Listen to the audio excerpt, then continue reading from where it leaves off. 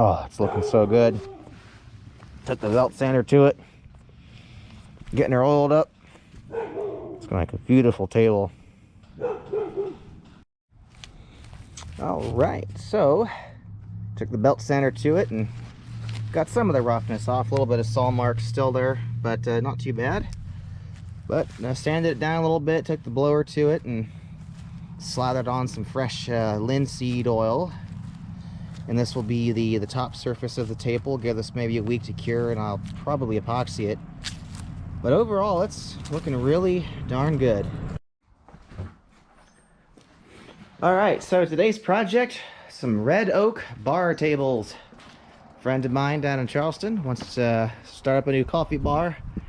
And I'm making these 6.5 foot tables for him out of pieces of red oak that I cut out on an Alaskan sawmill.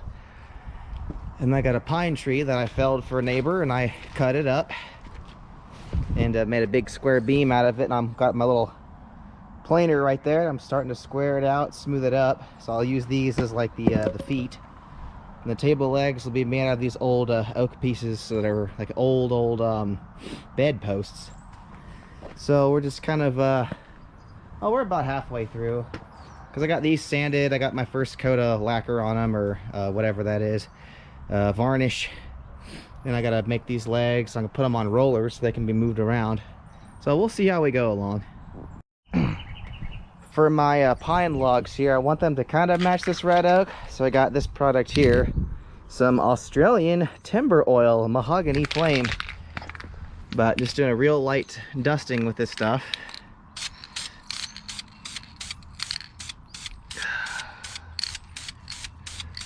Just get a thin coat on there, just enough to add some color.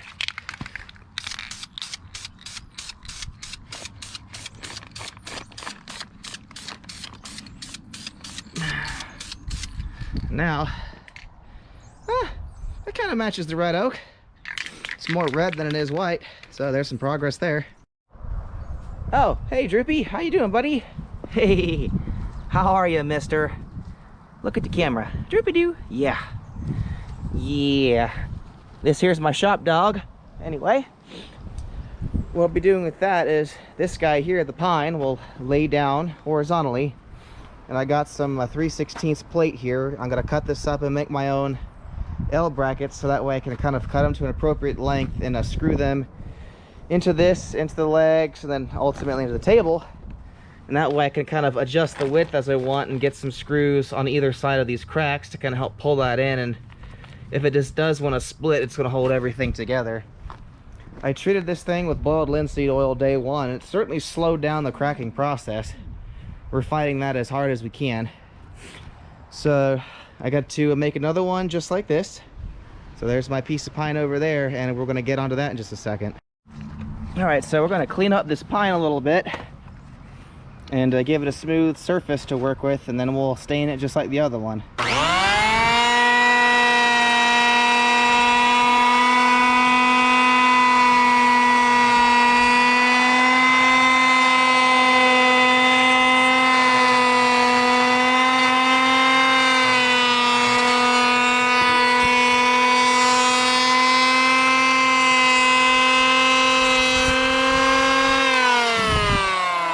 So it's gonna take a while, but as you can see, we're starting to work off some of those rough edges, and we got some good color underneath there. It's been sitting outside for a minute, but it's good and dry by now. If you ever want to do work with pine, pro tip is cut the bark off immediately. Otherwise the worms get in there and just eat it up. I've seen it happen because I stored some pine on my property, didn't take off the bark, and in a few months it was full of mold and worms and pine and ants, everything. It was bad. So yeah, don't do that.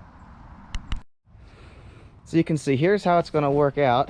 Got my little oak post here. We'll put a 90-degree L bracket here and here and get this thing squared up as best we can. We'll put caster wheels underneath this, and then we'll set the table on top of that, and we'll have a nice rolling bar table. So so far so good.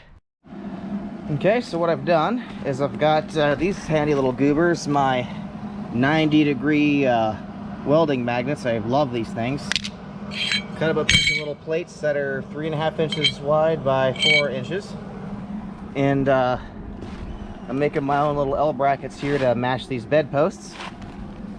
And I'll drill some holes. Oh, that's still hot. Ugh. Whoops, don't do that. And now we've got ourselves a table leg. So I've made progress on the wood. I've welded up my little homemade brackets. So the next step now is to drill the holes in my little angle pieces here.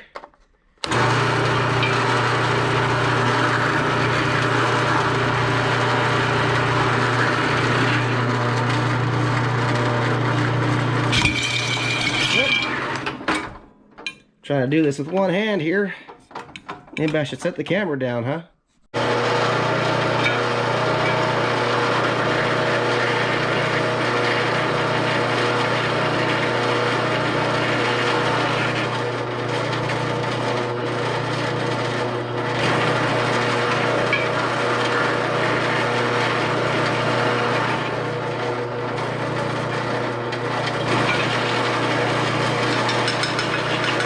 So the next thing we're doing is just getting some deck screws and the homemade brackets here, and we're going to try to get these things about as right as we can on these Alaskan sawmill cut boards, and they'll be our table legs.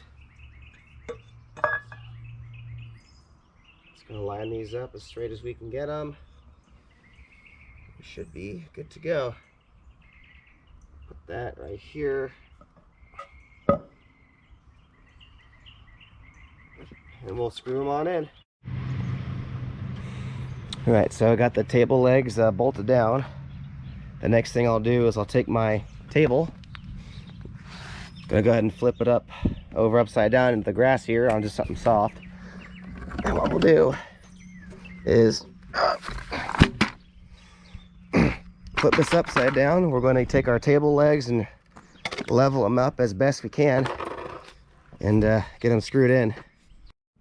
So I put a little piece of steel on there to kind of weight it. Got it pretty balanced, pretty straight. So I'm going to go ahead and screw it in.